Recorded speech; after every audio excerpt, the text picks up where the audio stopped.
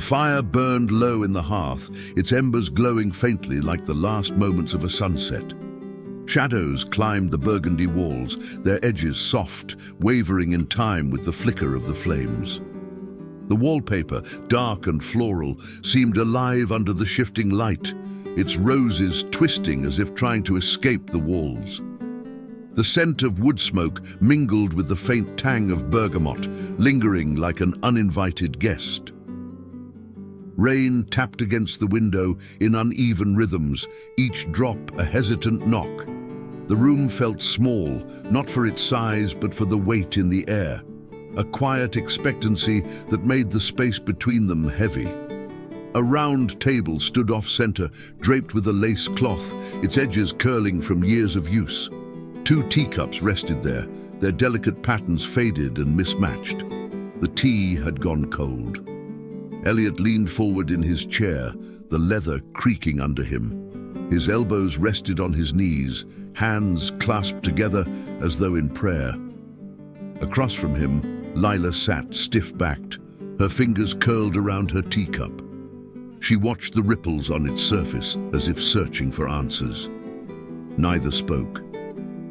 "It's too quiet tonight," Elliot said finally. His voice was low, almost swallowed by the rain. Lila glanced up, her eyes brushing his before falling back to the safety of her cup. Yes, unnervingly so. The fire cracked, throwing a brief scatter of sparks into the chimney. Shadows danced across the ceiling before fading. Elliot shifted in his chair, his hands tightening briefly. He asked suddenly, "What would you call me if you had just one word?" Lila's fingers stilled. The porcelain teacup trembled slightly as she set it down. The sound of it meeting the table was sharp in the quiet. She folded her hands in her lap, her gaze fixed on them. Spirit. Elliot tilted his head, frowning slightly. The word hung in the air, a faint echo. "Spirit?"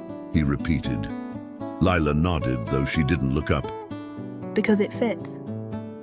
Elliot sat back, the chair groaning under his weight. His voice was softer now, almost tentative. "For you, I'd say sister." Lila's head jerked up. Her eyes met his, and for a moment something raw and unguarded flickered there. Then it was gone. She managed a faint smile. Kinship. That's what we share. The fire popped again, its embers glowing brighter for a moment before dimming. Outside, the rain grew heavier, the steady rhythm filling the silence between them. Scene 2. The garden conservatory. The conservatory glistened in the aftermath of the storm. Moonlight spilled through the glass walls, turning the lingering mist into a silver haze that clung to the garden beyond. The air was damp and cool, alive with the scent of roses and jasmine mingling with the sharp tang of wet earth. Water dripped steadily from the roof, each droplet finding its own path down the glass panes. Elliot and Lila sat on a wrought iron bench near the centre of the room. Behind them, vines tangled through a lattice, their leaves shimmering with droplets like scattered stars. On a small table beside them, an oil lamp cast a warm golden light that fought against the chill of the night. Lila twisted the edge of her shawl in her lap, her fingers moving without thought. Elliot leaned forward, his hands gripping the edge of the bench as though to anchor himself.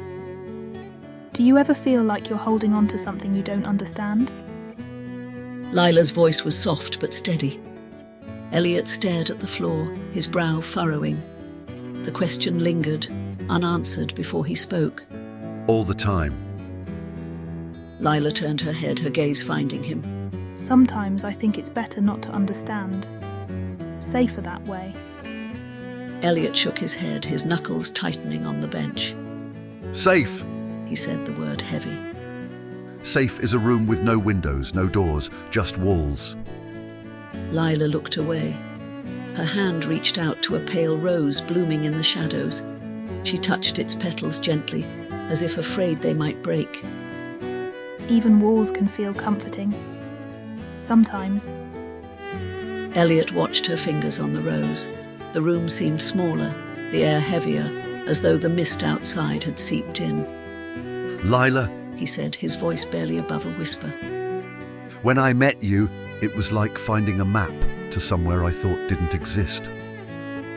Lila's breath caught. Her hand trembled against the rose. Why? Elliot asked, leaning toward her. Why is it dangerous to trust this? Lila set the rose down carefully on the table, her hands folded in her lap, tight and unmoving. Because it's never safe to hope. The lamp flickered, its flame shrinking briefly before growing steady again. Outside, the mist began to lift, revealing the garden bathed in moonlight. Scene 3. The library. The library was a place of quiet, its walls lined with shelves that stretched toward the high ceiling. The spines of old books gleamed faintly in the firelight, their titles worn smooth by time. The air smelled of leather and parchment, mingling with the faint sweetness of lavender from the dried sprigs tucked into vases on the mantel. Elliot sat in a leather armchair by the hearth. His hands rested on the arms, his fingers curled tightly as if gripping something unseen. Across the room, Lila stood by the window. The heavy velvet curtains framed her silhouette, the moonlight casting her in pale relief. Elliot's voice broke the silence. What I said earlier, He began. about this being our place, I meant it. Lila turned, her face half lit by the fire. She hesitated before crossing the room and sitting in the chair opposite him. She perched on the edge, her back straight, her hands clasped tightly in her lap. What does it mean? For you? For us? Elliot leaned forward, his elbows resting on his knees. The firelight caught the shadows under his eyes. It means I don't want to go back to before you. Lila's hands tightened, her fingers digging into her palms. And if this doesn't last? If it falls apart? Elliot exhaled sharply, his gaze dropping to the floor. Then it doesn't last, but at least we tried. Lila shook her head, her voice rising. You make it sound so simple. It's not. Why not? He stood, his movements restless. Why can't it be simple? Lila rose too, her shawl slipping from her shoulders. Because if I fall, there's no net. Elliot turned to her, his voice steady now, calm but insistent. Then let me be your net. Lila froze. Her eyes met his, wide and unguarded. Slowly, she reached out. Her hand found his, and their fingers intertwined, the gesture tentative but unbreakable.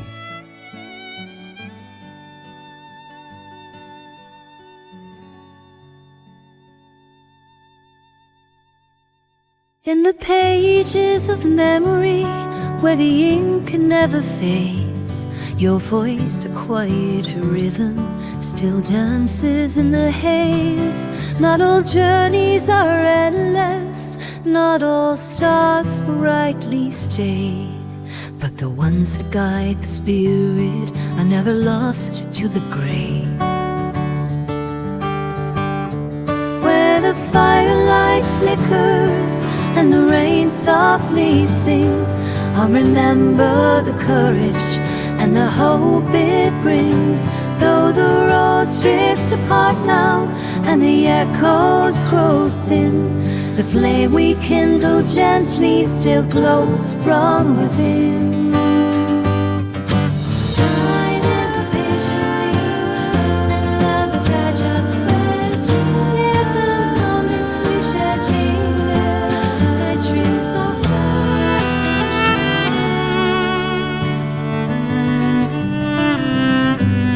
In the quiet, I still find you.